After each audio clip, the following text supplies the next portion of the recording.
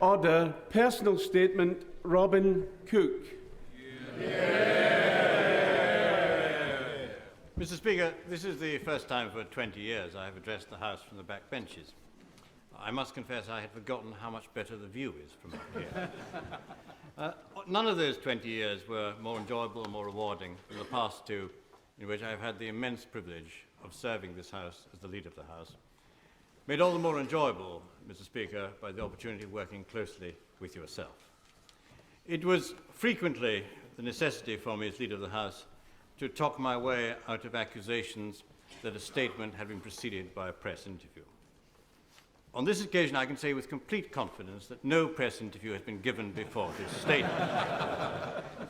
I have chosen to address the House first on why I cannot support a war without international agreement or domestic support. The present Prime Minister is the most successful leader of the Labour Party in my lifetime. I hope he will continue to be the leader of our party, and I hope he will continue to be successful. I have no sympathy with, and I will give no comfort to those who want to use this crisis to displace him. I applaud the heroic efforts the Prime Minister has made in trying to secure a second resolution. I do not think anybody could have done better than the Foreign Secretary in working to get support for a second resolution within the Security Council. But the very intensity of those attempts underlines how important it was to succeed. Now that those attempts have failed, we cannot now pretend that getting a second resolution was of no importance. France has been at the receiving end of bucket loads of commentary in recent days. It is not France alone that wants more time for inspections. Germany wants more time for inspections. Russia wants more time for inspections. Indeed, at no time have we signed up even the minimum necessary to carry a second resolution. We delude ourselves if we think that the degree of international hostility is all the result of President Chirac. The reality is that Britain is being asked to embark on a war without agreement in any of the international bodies of which we are a leading partner. Not NATO, not the European Union, and now not the Security Council. To end up in such diplomatic weakness is a serious reverse. Only a year ago, we and the United States were part of a coalition against terrorism, which was wider and more diverse than I would ever imagine would be possible. History will be astonished at the diplomatic miscalculations that led so quickly to the disintegration of that powerful coalition. The US can afford to go it alone, but Britain is not a superpower.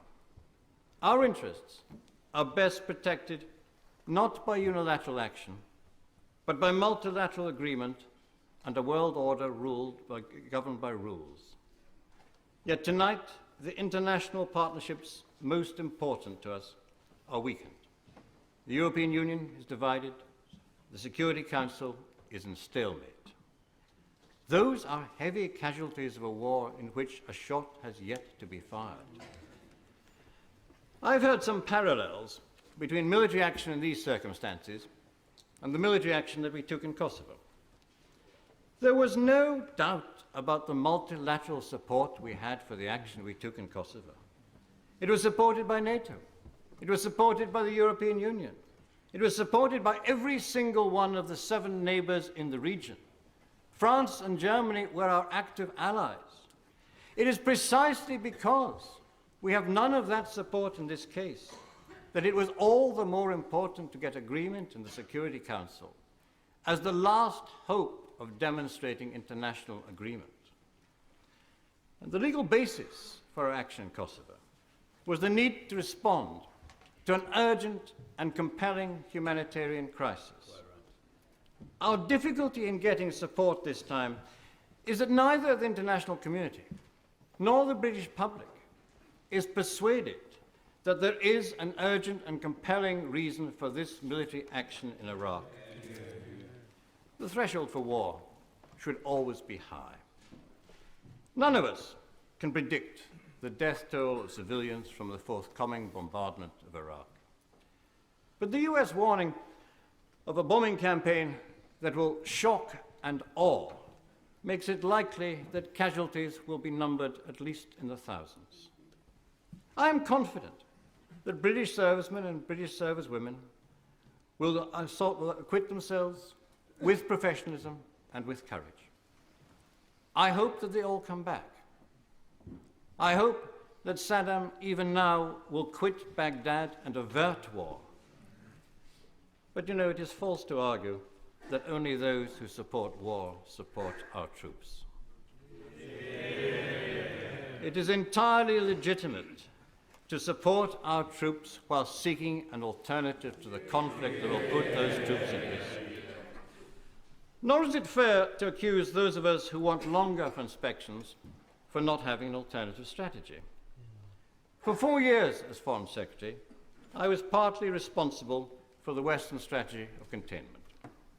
Over the past decade, that strategy destroyed more weapons than in the Gulf War, dismantled Iraq's nuclear weapons program, halted Saddam's medium and long-range missiles programs. Iraq's military strength is now less than half its size at the time of the last Gulf War.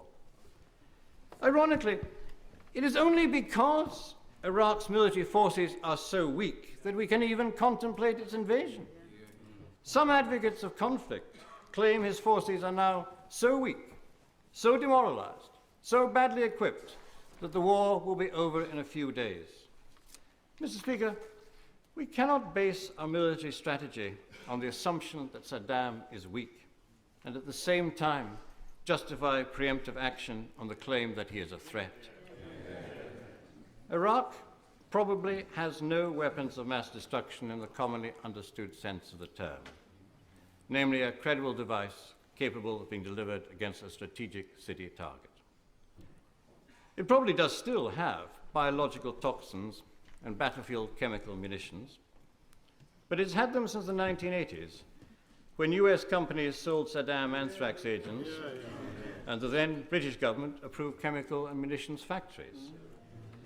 Why is it now so urgent that we should take military action to disarm a military capacity that has been there for 20 years and which we helped to create? Why is it necessary to resort to war this week while Saddam's ambition to complete his weapons program is blocked by the presence of UN inspectors? Only a couple of weeks ago, Hans Blix told the Security Council that the key remaining disarmament tasks could be completed within months. I've heard it said that Iraq has not had months, but 12 years in which to complete disarmament, and our patience is exhausted. Yet it is over 30 years since Resolution 242 called on Israel to withdraw from the occupied territories. We do not express the same impatience with the persistent refusal of Israel to comply. I welcome the strong personal commitment the Prime Minister has given to Middle East peace. But Britain's positive role in the Middle East does not redress the strong sense of injustice throughout the Muslim world at what they see as one rule for the allies of the US and another rule for the rest. Nor is our credibility helped by the appearance that our partners in Washington are less interested in disarmament than they are in regime change in Iraq. And that explains why any evidence that inspections may be showing progress is greeted in Washington not with satisfaction, but with consternation, because it reduces the case for war. What has come to trouble me most over past weeks is the suspicion that if the hanging chads in Florida had gone the other way and Al Gore had been elected, we would not now be about to commit British troops. Mr. Speaker, the longer I have served in this place, the greater the respect I have for the good sense and the collective wisdom of the British people. On Iraq, I believe the prevailing mood of the British people is sound. They do not doubt that Saddam is a brutal dictator, but they are not persuaded he is a clear and present danger to Britain. They want the inspections to be given a chance, and they suspect that they're being pushed too quickly into conflict by a US administration with an agenda of its own. Above all, they are uneasy at Britain going out on a limb in a military adventure without a broader international coalition and against the hostility of many of our traditional allies. From the start of the present crisis, as leader of this House, I've insisted on the right of this place to vote on whether Britain should go to war. It has been a favourite theme of commentators that this House no longer occupies a central role in British politics. Nothing could better demonstrate that they are wrong than for this House to stop the commitment of troops in a war which has neither international agreement nor domestic support. I intend to join those tomorrow night who vote against military action now. It is for that reason, and that reason alone, and with a heavy heart, that I've resigned from the government.